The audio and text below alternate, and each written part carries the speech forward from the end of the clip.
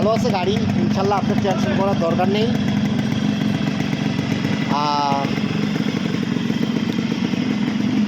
হয়তো যদি আপনি মনে করেন যে আমি এর চাই তো ভালো ফ্রেশ চাই, সেটা আলাদা আলাদা বিষয়, ওই বিষয়টা হচ্ছে আলাদা।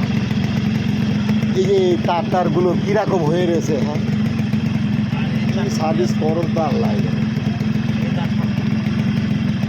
মানে এগুলো মানে ভালোর কোনো শেষ নেই। ভালো যত চাবেন, যত গুড় তত মিষ্টি।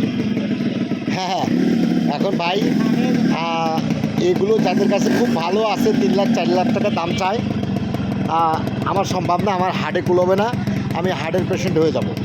সুতরাং ওই চাপাবাজিও দিতে পারবো না, আমি মানুষকে খুনও করতে পারবো না। আর আমি মিডিয়াম কোয়ালিটির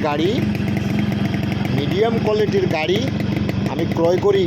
একটা হাই কোয়ালিটির ক্রয় করে আমার বহুত দিন পড়েছিল।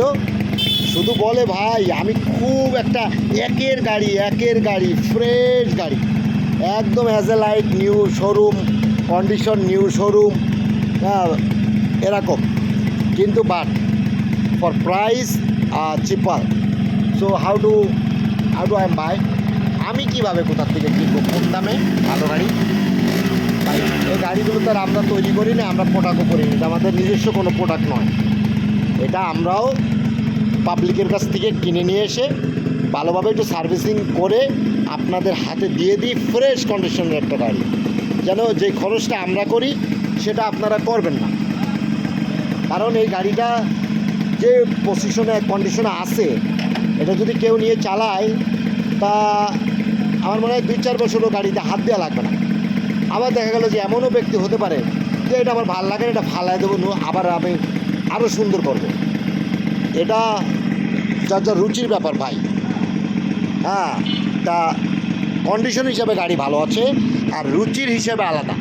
হ্যাঁ, যাই হোক, আর কথা বাড়াচ্ছি না। এই দেখলেন ভাই চারপাশে, হ্যাঁ ও নিচে আবার কিন্তু এই যে একটা ফগ লাইট লাগানো আছে ভাই। হ্যাঁ,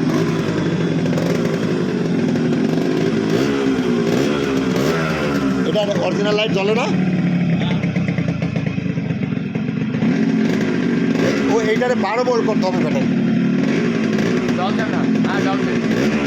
এটা 12 ভোল্ট করলে মনে করো যে লাইটটা ভালো, মানে ভালো জ্বলবে।